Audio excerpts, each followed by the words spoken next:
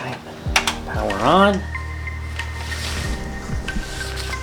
Let's cross your fingers for a really loud horn. Hey everybody, this is Pizo with Small Engine Velocity coming at you with another Ruckus install video. The reason that I wanted to make this video is because I did the horn. If you remember this video right here, or here, this video right here, it was the horn when I had installed it under the seat. It's I didn't know back then that there's a difference between an air horn and like a Pizo horn or something. I can't remember exactly what the name of it is, but it's not necessarily an air horn. It's the same kind of horn like you have now, but it just has a funnel around it to create like different tones and kind of direct the sound. There are horns that are actually air horns that compress air and blow them through a horn. So that's the reason why I'm doing this video, Air Horn 3.0 for the Honda Ruckus, to see if I can make it a lot louder than it was before. I've seen several videos of this horn online, and I wasn't really 100% sure if it would fit under the seat. I know it won't fit in the battery box, but under the seat, maybe I could get it to fit. So I'm gonna go ahead and give it a shot. It says that it's 2 times louder than your regular horn. Now, if you ask me, that's a very quantitative measurement. Like, it depends on whose horn you're talking about. And 2 times as loud of your horn, is that really that much louder? Are we talking decibels or what? I have no idea. Anyways, let me show you what I got right after we run this intro.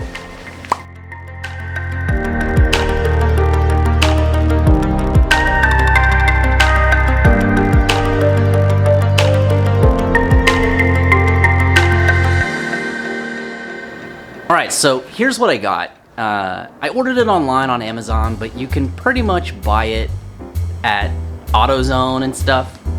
And here it is. Bad Boy Air Horn. It's supposed to be the most compact of it. I've never heard this one before, so I kind of took a risk on it. Used a little bit of stimulus money to give you guys some stimulated Ruckus content. And I don't know, we'll see if this fits under the seat. So let's go ahead and open it up real quick and take a look and see what's inside this. See how it feels, blah, blah, blah. Because right now, it's pretty heavy. It's pretty heavy. All right, so here it is. Plastic, blister pack, blah, blah, blah. Let's get to opening it. Thank you, John B, for the pocket knife.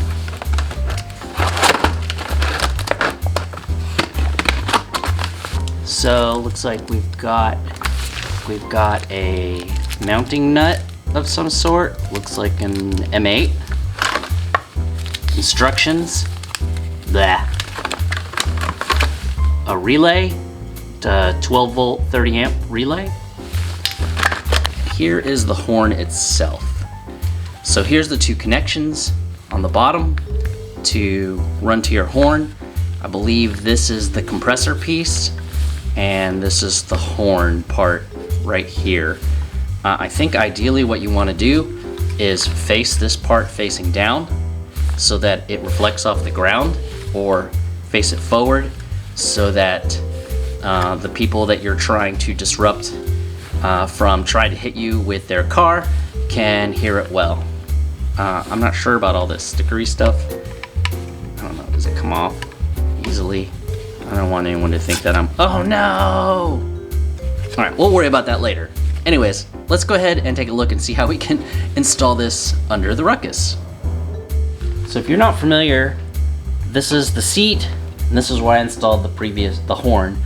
I think we're gonna run into a problem because I have the cross beam down here that the mount hooks up to, so I don't think it'll be wide enough to fit down there.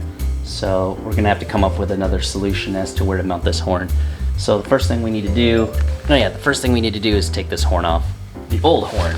Apparently the Allen wrench I use here is a 4mm, and I lost that. Fortunately, I still have my 4mm socket. So these are the 2 wires that we connected before. So let's go ahead. Actually, you know what? Let's do a horn test first. Let's listen to the stock horn real quick one last time.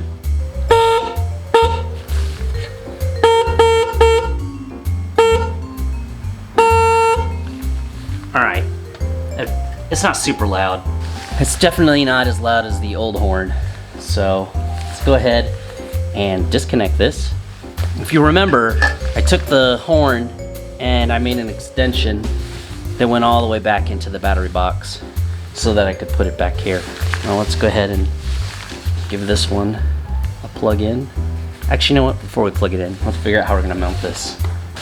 So I think what I'll do is I'll take the cover off, put a hole in it, so I can mount a bolt through it to hold it up on here. I mean, if it doesn't work really well, we can always try again. I mean, who really uses this space right here? I know that I know that you're supposed to have the service manual in here and stuff like that, but you know, I have a service. I think I've opened this one other time, and I think it was with Buzzy. So hey, I got a service manual. Da da da da, service manual. So, oh, this is metal. Oh, the lid is metal. That's even better. Right about here will be good. Oops. Yeah.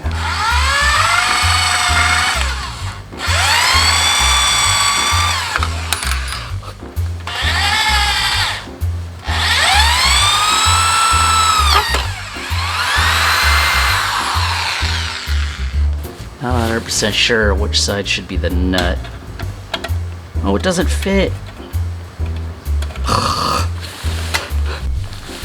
So it didn't fit earlier. I was recording and then the battery died. I didn't realize it, but I had to take it down some and then move it over because the top of the slide carb, the cable was hitting. So what I ended up doing was moving it down some. And when I moved it down some, it shifted it over some. So now I can close the battery box. So I guess we'll hook the wires back up to it, put the cover seat nut back in. Let's give it a test close. Yep, closes. I mean, you can kind of see it under the seat right here. Still has that bad boy sticker that I'm not a super huge fan of, but you know, well, let's see if we can make this thing make some sound.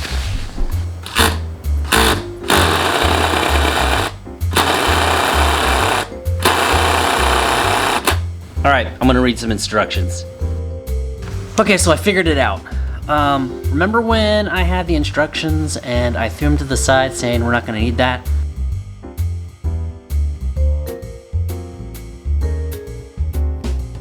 It is untrue. There's a little diagram down here that utilizes that relay. You can see it here. So you ground the horn directly, you run the power to the relay from the horn, and then you run the power from the relay directly to the battery, and then the other two connections you run to the two wires that go to the actual two stock wire horn. And this configuration here says it right here for motorcycle electrical connections. So save yourself the time trying to hook two wires to this thing. Reason being that it's like this because it needs power to pump up the compressor for the horn. So let's go ahead. I got it wired up kind of janky, but I wanted to kind of show you what it sounds like. I haven't really tested it yet, so let's give it a shot. All right, power on. Let's cross your fingers for a really loud horn. Oh my God. Holy crap. Hold on. One more time. Oh my God. Holy crap, this is loud. Listen to this. It's like making my ears ring. Watch, you can see the thing like jerk when you push the horn. Oh, it's making the seat vibrate. Alright, well, I call that Horn 3.0 final version because that is amazingly loud. Like, it was shaking the seat and I can hear it ringing in my ears right now. So what I'm gonna do is I'm gonna go ahead and clean up the wiring and then go inside and watch some TV because unfortunately today it's raining and I would love to do a road test, so we're gonna have to do a part 2 on this and I'll give you a final version of what I did for the wiring.